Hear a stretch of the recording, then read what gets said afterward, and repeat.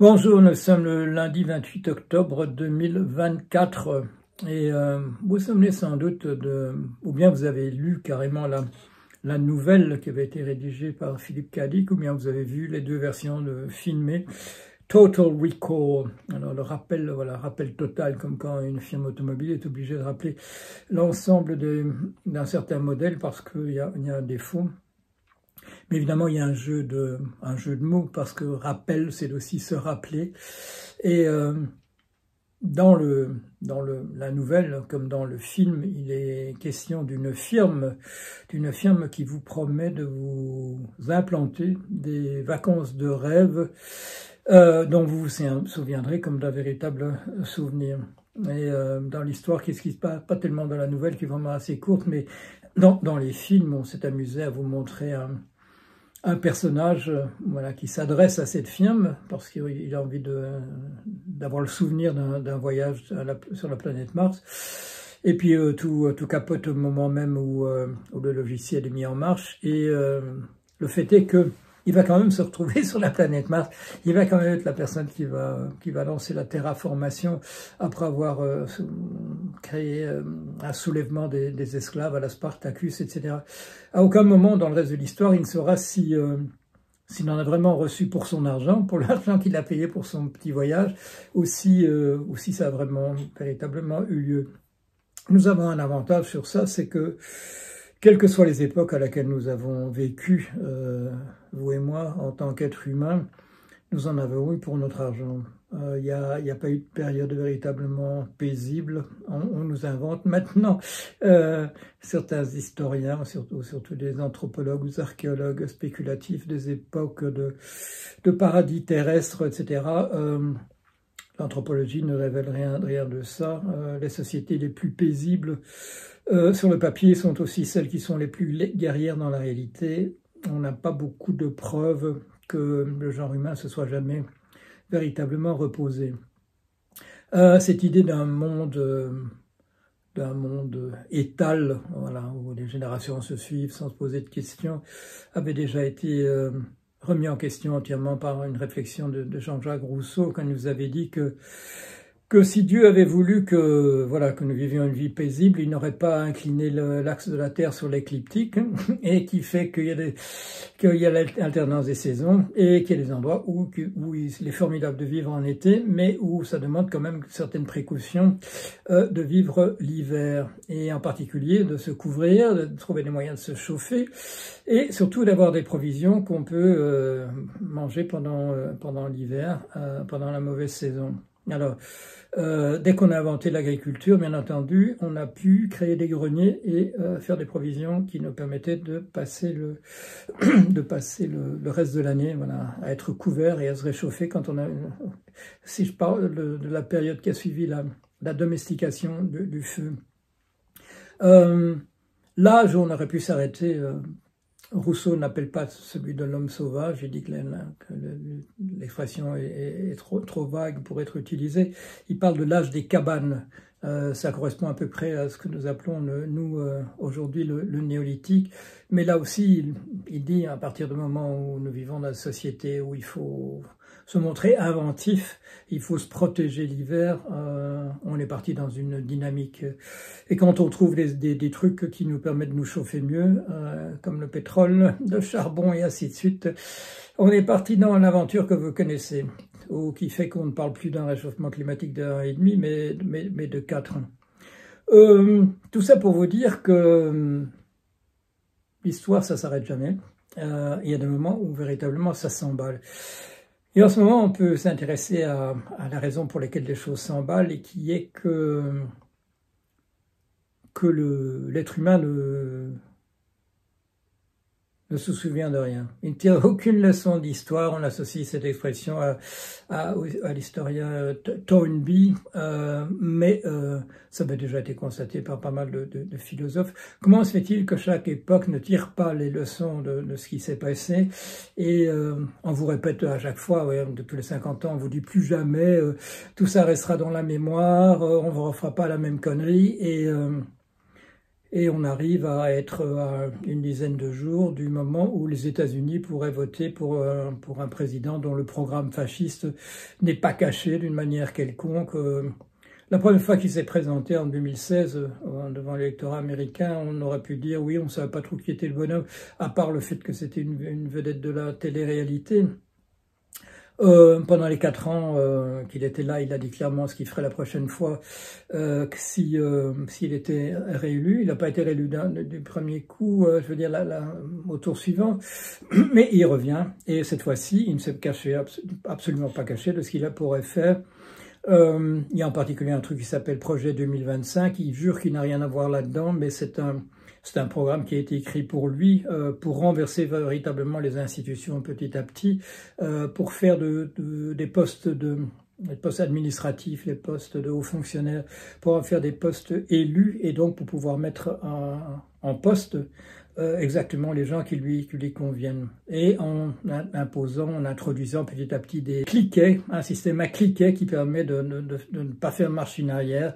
On a vu ça, j'en ai parlé longuement, l'expression d'ailleurs est mentionnée dans Wikipédia avec ma référence sur le fait que les institutions européennes ont été particulièrement bonnes à ça. Ce qu'on appelle le néolibéralisme a bien compris le système des cliquets. On pousse dans une direction et puis on s'arrange pour que le retour en arrière éventuel ne puisse jamais avoir lieu, qu'on ne puisse pas renverser les décisions qui ont été prises. Et donc Trump, qui n'est pas un type spécialement brillant, mais il a autour de lui des penseurs d'extrême droite, des gens comme Steve Bannon, des gens comme ça qui ont bien réfléchi à tout, qui coordonnent leur action avec d'autres autocrates à la surface du monde. Vous avez entendu parler des troupes nord-coréennes qui sont maintenant déployées en Russie, à la frontière de l'Ukraine. Vous connaissez la sympathie de Poutine pour Trump, Trump dont je considère, moi j'ai consacré 2 livres à ça, et ce qu'on appelle un asset, un agent de la Russie depuis pas mal de temps. Ça date même pas des années 2015 quand il commence à se présenter à des élections, aux primaires des élections présidentielles. Non, c'est beaucoup plus ancien, c'est dans les années 80 qu'il revient du RSS en publiant dans les journaux des pages entières qui sont du copier-coller de la politique de défense de l'URSS à l'époque. Donc tout ça n'est pas récent. Une raison pour laquelle il n'a pas été véritablement démasqué jusqu'ici, je l'ai mentionné, c'est que s'il était vrai que les Américains ont élu par leur vote un agent de la Russie, après avoir été un agent de l'URSS, ça la foutrait mal, comme on dit, et un pays ne peut pas se permettre de dire voilà, on a arrêté le président parce qu'en fait il travaillait pour l'ennemi. On préfère tourner autour du pot, faire comme si on ne voyait rien.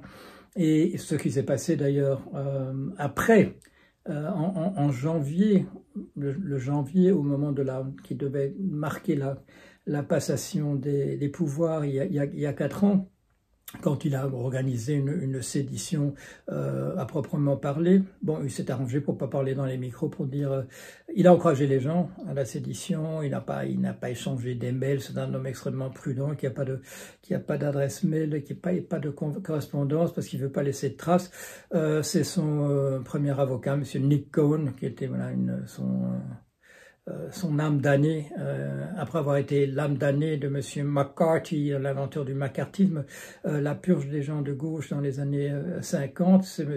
Nikon qui lui a appris à louvoyer de cette manière-là.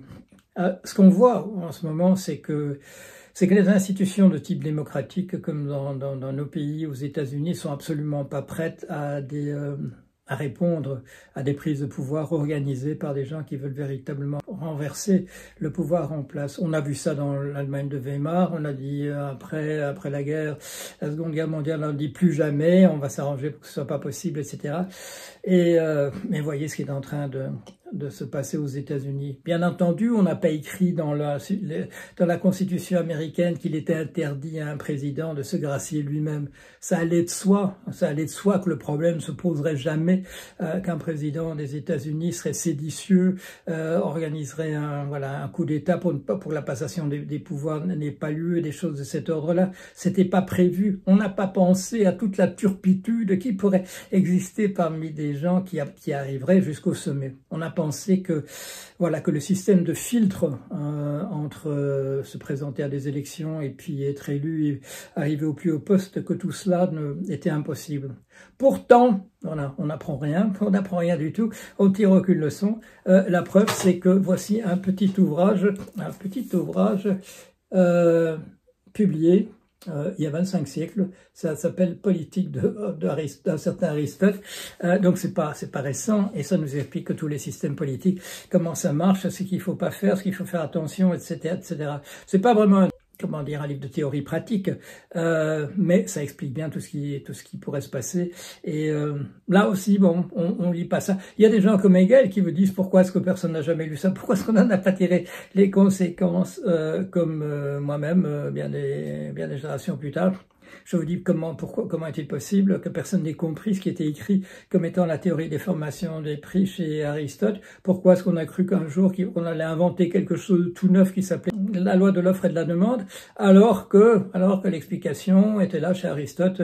Ça se trouve dans l'éthique à Nicoma qui dit c'est une variété de on peut prendre le même modèle en renversant la lecture des diagonales et on part du modèle de la justice et puis on arrive à celui de la formation des prix et c'est lié, les deux explications sont liées au statut social des parties en présence. Tout ça est là, depuis très longtemps. Évidemment, il y a beaucoup de gens qui vous ont dit oui, Aristote, tout ça c'est dépassé. C'est pas dépassé. Quand j'ai commencé à travailler sur un projet d'intelligence artificielle, j'ai pris essentiellement Aristote plus Freud et ça marchait très très bien. Mais non, on veut pas apprendre. Ou alors c'est véritablement comme le dit Hegel quand il parle de la ruse de la raison, c'est que nous sommes condamnés à être dans un tunnel en tant qu'individu, à pas voir ce qui se passe, à pas comprendre absolument ce qui se passe, à avoir regardé les choses par le si petit bout de la lorgnette que nous sommes incapables non seulement de voir ce qui se passe au moment même, mais par la suite, nous tirons des leçons. Enfin, il y a 3-4 gars dans un coin qui tirent les leçons, et puis c'est rapidement oublié. Si, il y a beaucoup de gens qui disent plus jamais, ça n'aura plus lieu, on recommencera pas ça, les génocides c'est un truc du passé, et ainsi de suite, et puis regardez quand même ce qui se passe autour de nous. Alors, et par ailleurs, le boulot de futurologue est absolument un boulot impossible. Pourquoi? Comme M. Wolfram l'a bien expliqué, parce qu'il y a des séquences qui sont des séquences qui vont uniquement dans une direction et on peut pas savoir ce qui se passe avant de jeter un regard derrière soi et regarder exactement les étapes qui ont été parcourues. Récemment encore, on m'avait demandé de faire un compte-rendu. Je l'ai fait, il n'a pas encore paru dans la revue où ça devait paraître. Mais je l'ai publié sur mon blog, un compte-rendu d'un livre de Monsieur Lahire, qui essaye, une fois de plus, de réfléchir sur la nature humaine et de voir ce qu'on peut en tirer sur ce qu'on dit du sort du genre humain. Et là, non, les observateurs ont fait cette observation il y a longtemps. Nous sommes des espèces historiques et cette histoire n'est pas prévisible. On le voit en particulier, par exemple, quand on essaie de comprendre maintenant comment l'intelligence artificielle des grands modèles de langage a pu être possible. C'est parce qu'il y a des phénomènes d'auto-organisation, il y a des phénomènes d'émergence.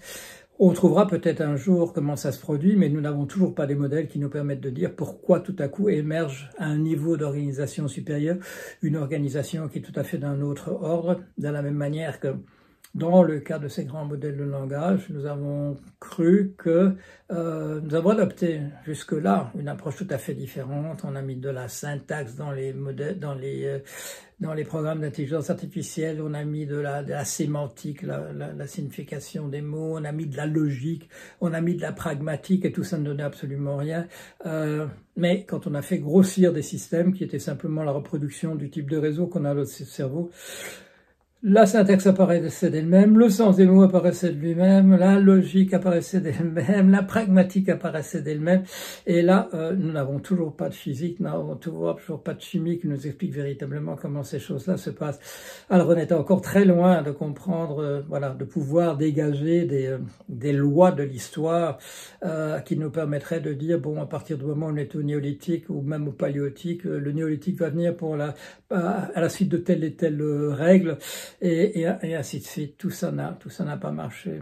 Je lisais un philosophe très intéressant, bon, un texte publié il y a une quarantaine d'années, où il disait qu'en fait, bon, ce même type d'approche s'applique en fait à toutes les espèces, même les espèces animales, même celles où il n'y a pas de transmission au sens où nous transmettons du savoir en l'inscrivant d'abord dans des rocs, en taillant des caractères que nous mettons là pour qu'on puisse les retrouver, et ensuite pour l'écriture, puis l'imprimerie qui permet de conserver le souvenir de tout ça. Même les espèces animales individuelles ont des histoires qui sont des histoires de type irréversible. Et je parle même pas, je dirais, de l'évolution de type biologique, mais en tant qu'espèce dans leur comportement. Même ça n'est pas prévisible. Alors, qu'est-ce qui va se passer aux États-Unis? Bon, les sondages nous disent 50% pour Monsieur Trump, 50% pour Madame Harris. C'est pas ça qui nous permet de trancher. Alors, les uns spéculent en disant oui, mais les instituts de sondage ne tiennent pas compte de ça, ou alors ils surcorrigent, etc., etc. C'est en tout cas extrêmement serré. Et si les Américains devaient voter pour un régime, pour M. Trump, ils votent de fait pour un régime fasciste aux États-Unis. Bon, ce ne sera pas sans conséquence. Il est soutenu par les multimilliardaires. Un tiers du financement de sa campagne est offert par des milliardaires, contre 6% pour Madame Harris, dont le financement est davantage populaire, et en particulier M. Elon Musk, qui se voit comme roi du monde, qui se croit beaucoup plus intelligent que Trump et se dit il va me nommer chef du département de technologie au niveau du gouvernement, et en fait, bon, je ferai exactement ce que moi j'ai envie de faire. La première chose qu'il fera, évidemment, c'est se débarrasser de la concurrence sur le plan commercial, si on lui permet d'accéder à ça, parce qu'effectivement, M. Musk est beaucoup plus intelligent que M. Trump, et il pourra le manipuler comme il le voudra. Et le vrai roi des États-Unis, ce sera M. Elon Musk, mais il ne présente pas, je dirais, des garanties d'allégeance au régime démocratique davantage que M. Trump lui-même. Alors tout ça va se décider le 9 novembre dans les urnes. On le sait parce qu'il l'a déjà fait la première fois, et la seconde, M. Trump, depuis des mois, dit que les élections sont truquées, qu'il faudra remettre ça en question, dans des propos qui sont rapportés par la commission qui enquête sur sa sédition en janvier 2020. Dans le rapport, on voit qu'un conseiller qui lui dit oui, mais c'est quand même important de savoir si les élections ont été gagnées ou non, où il répond de fait non, ça n'a aucune importance, il faut se battre avec la même vigueur dans un cas comme dans l'autre. Voilà le bonhomme. La leçon de l'histoire, c'est qu'on a vu la montée au pouvoir d'Hitler. Les comparaisons avec Hitler sont nombreuses ces jours-ci. Elle vient en particulier de Monsieur Kelly, un général qui a fait partie qui a dirigé le cabinet de Monsieur Trump à une époque. Donc c'est pas n'importe qui. Alors, que font les généraux ces jours-ci? Les généraux américains, ils disent voilà, si Trump essaye d'abuser du pouvoir de l'armée, on démissionne. Oui, mes chers amis, c'est splendide de démissionner, mais il restera ceux qui ne démissionnent pas, et ceux-là pourront faire le boulot que vous n'avez pas envie de faire. Alors, qu'est-ce qu'il faut faire? Eh bien, messieurs les généraux, réfléchissez si vous considérez que je ne me serais jamais imaginé dans la position de donner ce genre de conseil, mais réfléchissez, si c'est vraiment intolérable ce que veut faire Monsieur Trump, ben, vous avez quand même, certes, vous disposez de certains moyens pour empêcher que ça n'ait lieu. Voilà. Je vais laisser tout ça sur cette bonne note. Nous sommes dans un endroit de l'histoire où il n'est pas impossible qu'en un an, l'histoire soit allée plus vite encore que dans tout le reste de l'histoire de l'humanité. Ça, c'est voilà, c'est une estimation de ma part. Il se fait que j'ai peut-être tort, que tout ça se fera peut-être en 6 mois et peut-être même en 3, mais il faut que nous attachions nos ceintures, nous allons être bien secoués, il faut bien regarder ce qui se passe et surtout, essayons de comprendre ce qui se passe, essayons de faire un peu différemment de ce que l'espèce humaine a fait jusqu'ici, c'est-à-dire, comme je vous le disais tout à l'heure et comme l'avait fait remarquer Hegel, qu'en gros, on n'a jamais compris à aucune époque ce qui se passait entièrement. Bien sûr, il mentionne trois noms, celui de César, celui d'Alexandre et celui de Napoléon, c'est pas dans l'ordre historique, c'est très peu, c'est trop peu pour véritablement avoir une maîtrise sur le processus historique. Voilà, je vous tiens au courant, dans la mesure de mes moyens. J'ai, comme vous, peu de possibilités d'agir sur ce qui va se passer.